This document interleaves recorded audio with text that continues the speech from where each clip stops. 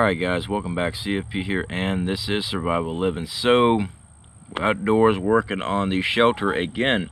Today we are finishing this bed, this raised bed. We're going to finish that wall. I brought my tarp with me because we always carry our bug out gear and everything out here when we're going outdoors. We're going to see how the roof's going to sit and everything like that. So we got a lot of stuff to work on today.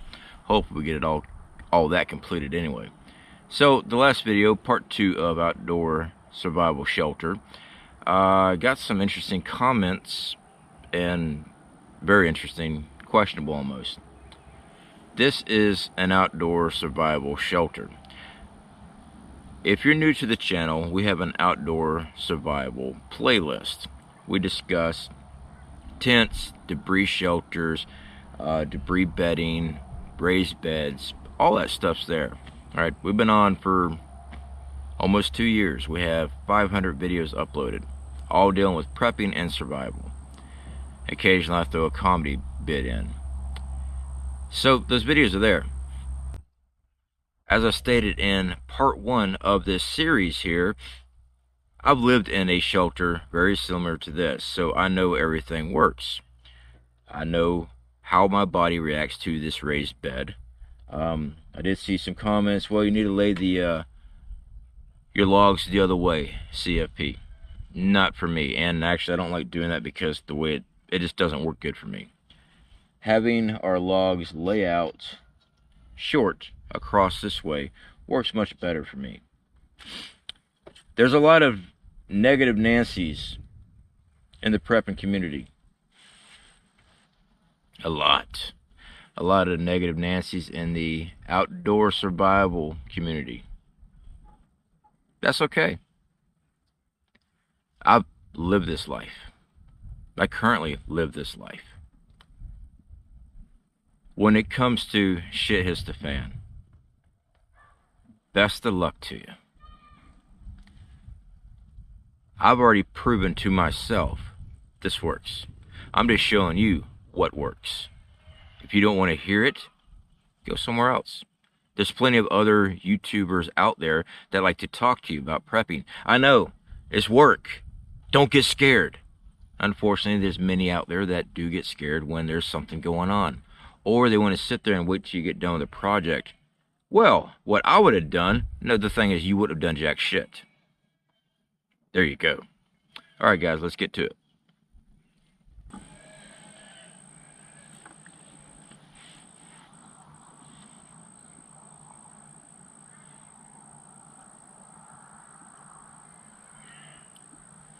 Okay. Those hogs are back.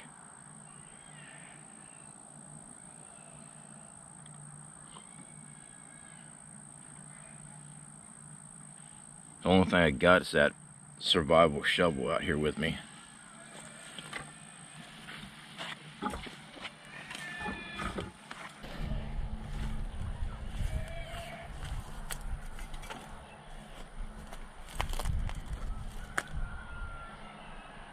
That is close.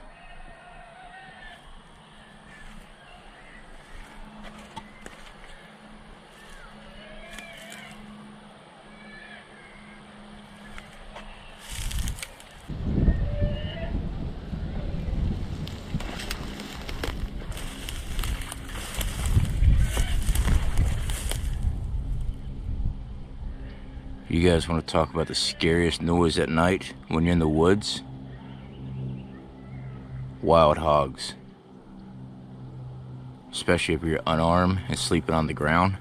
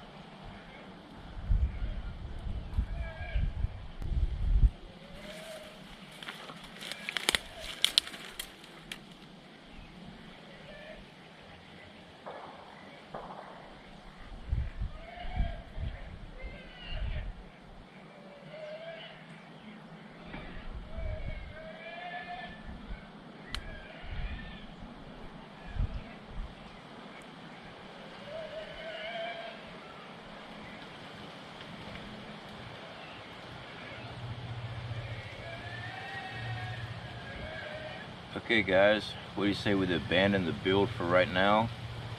Let's go take a closer look. Yeah, that's the YouTuber in me.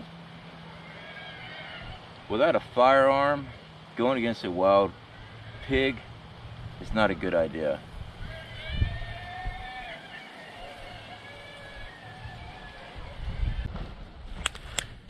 Alright guys, I don't have a firearm on me. I got this. I got a buck knife on me. I got a handsaw. Going against wild hogs unarmed or limited arm is not a very smart move. Move in here. I'll tell you a little bit about my train riding stories. I was out of Acuña, Mexico. That is south of Del Rio, Texas, Lake Amistad. And I had javelinas run through my camp. I just happened to get wind of them right before they came through, so I was able to shimmy up a little scrub tree. It wasn't even a tree, kind of like a major bush. And when they went through my camp, they tore up my camp. Yeah, it was a bunch, it was like 8 of them. Going against those things unarmed, not good. Setting up snares, traps for them, yeah, you can do that. Diving out of a tree with a big old blade like Rambo, don't do it. Not a good idea. So hopefully those hogs picked up on the microphone there. I told you we had hogs in the area. We haven't seen any track of these things for about a month, 2 months now, and now they're back. So we'll be setting the trail cam up again. Just hogs, feral hogs just tear up stuff really bad. All right, we're gonna get to work on the shelter. All right, guys, so we got to get our main part of the bed tied down. So we're using our baling wire. Just gonna pull a length up here. Just gonna tie that just like that for now. And our main strength will come from our loops.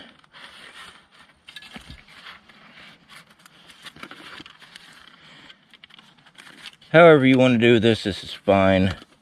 There's no correct way or incorrect way of doing this, as long as you have it tight. And we'll come back and we'll trim those off. As you can see, these here on this end, we still have to put our kickers on our supports. We'll tie these down, we'll trim them first. Gonna tie this one down, and then we'll be laying our supports in, and we will be tying our supports down too. They will be gapped up. They won't be right on top of each other. We'll actually gap these out. Okay guys, so we got the main part of our bed made.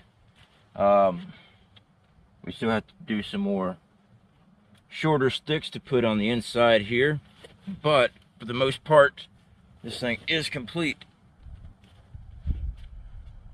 So yeah,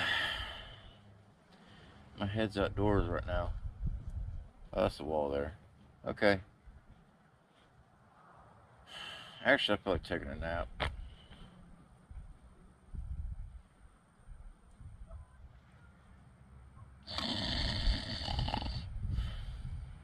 It's not bad, guys. You know, I saw some comments about, I don't see how you're going to sleep on that. You know, I've done this for years.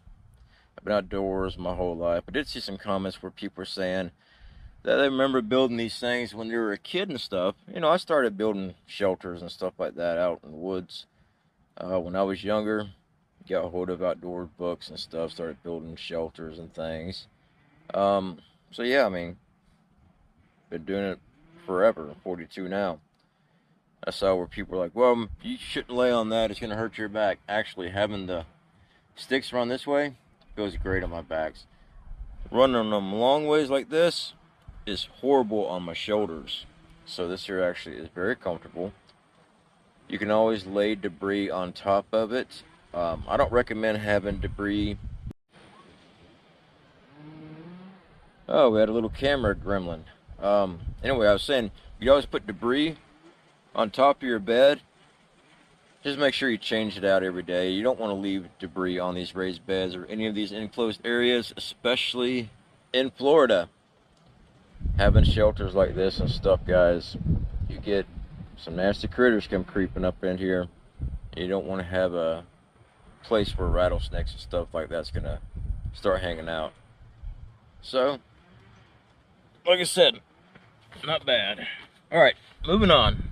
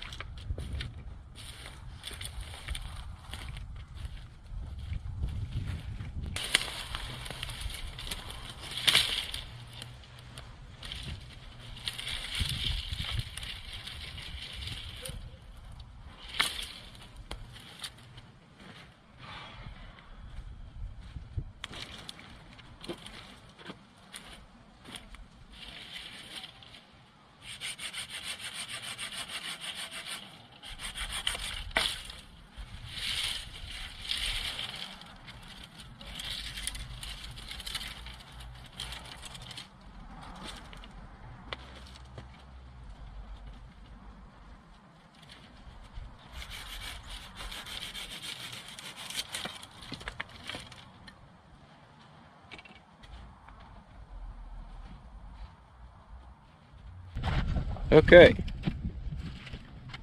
so the bed's complete. We do have some longer sticks running this way on the outside. That is so that when we lay out our debris on top of this, if necessary, we don't lose it. Basically, we're just going to use that same material right there that's on the wall, and we'll just layer on top of this. But I don't have any problems laying on this, especially when I throw out my sleeping bag. Everything's fine. But if you need to lay something else on there, that stuff there works great. So the raised bed is complete. Now it's time to move forward on our build. I've been thinking, and that's a dangerous thing. So I've been thinking, guys, our X brace that we're gonna X brace this and then put this wall in. I'm thinking about running a brace down the wall. We'll come out some more and have a fire pit here. That way it's far enough. I don't want to put a fire pit on that end. It's just too close quarters over there. So I was gonna open this up, put a pit here, finish walling that out. We're just gonna add more wall out here.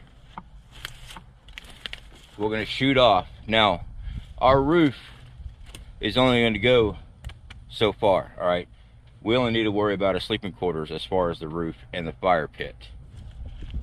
Over here, guys, I thought about shooting off, and we're going to put our outdoor shower right here. So of course we'll dig it so we have drainage and everything. We carry those 5-gallon Coleman solar showers. Couldn't think of the name of it. We carry those in our bug out bags. Those things are nice, fill them up with water. So I thought about that because this wall here, I just probably laid it in. It won't be like that debris, just a separator. Maybe not even a whole wall. That way I actually have room. I don't know yet. Still working on the plan there. But I do want a shower out here, and I want to seal it off so I'm not butt naked in the fields of the backyard. Okay, so we're gonna do that, and then we're just gonna work on our pitch up here with our roof. Our roof is gonna be the last thing of this project, but we'll get the roof up before we do the shower. So let's open up some walls.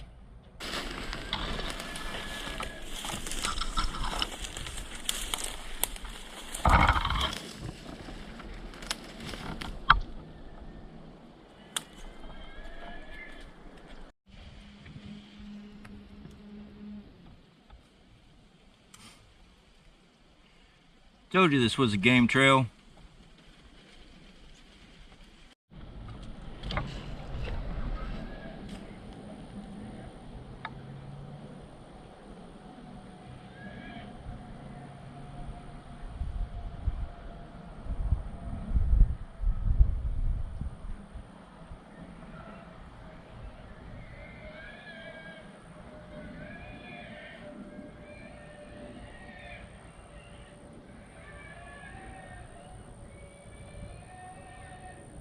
Those things are close.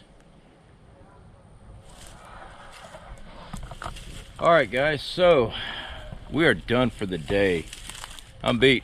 Alright, so let's go over some of the things that we've been doing. Alright, so coming in, this is where our pitch starts on our roof. Of course, we got the bed over there, walkway. That wall, there will be an opening in that wall to get to the shower.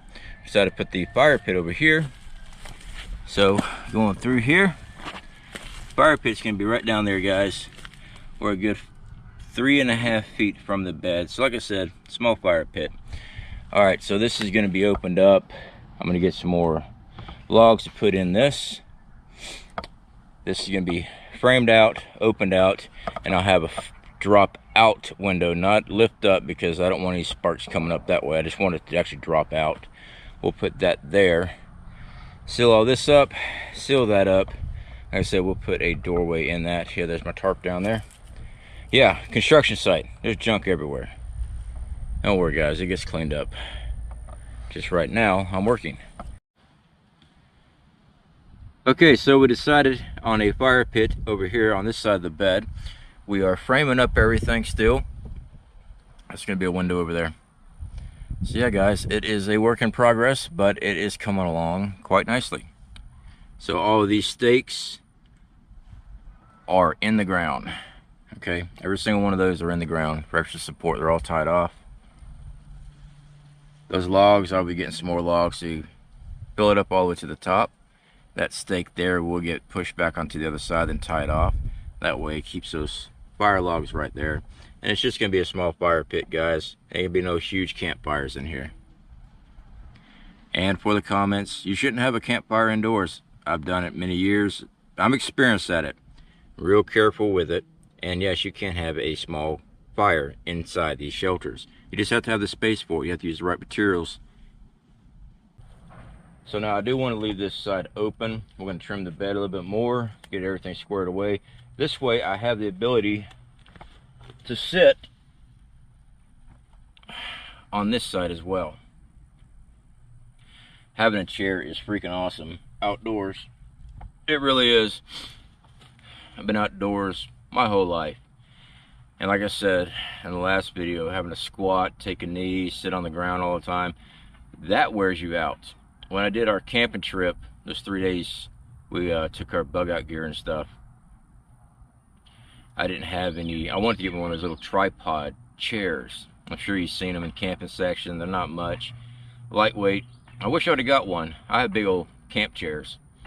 Because I was having to make logs, put them in the ground, so I had something to sit on. It worked, but it took a lot of energy and stuff like that.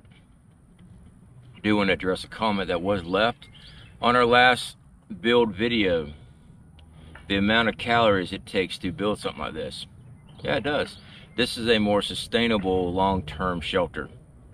This isn't a emergency fly-by-night shelter. This isn't a debris shelter like that. We've done many videos on debris shelters, tarp shelters for emergency. We've already done those. We're moving forward. I had a little small cabin built, kind of like this, except it was actually made out of 2x4s and OSB board. Don't ask how I got the material. Yeah, it's back in my train riding days, and I was outside of, I was near Mount Shasta, outside of Dunsmuir, and I had a nice little cabin set up. I had a stream going through. I'd catch fish and stuff. That was my little relaxed time. I'd get away from the tracks for a while, go camp out there for a bit. I had one out of Kalispell. No, not. Yeah, I did have one in Kalispell, Montana, and which is south of Whitefish. And we had one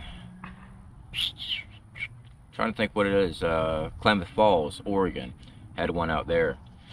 Tried doing one out in Arizona, out in Yuma, Arizona. Big train yard out there.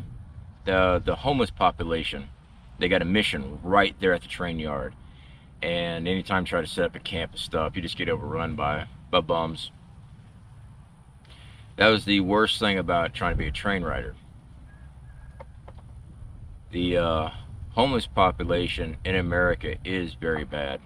It's been bad for many years. It's just really gotten really bad.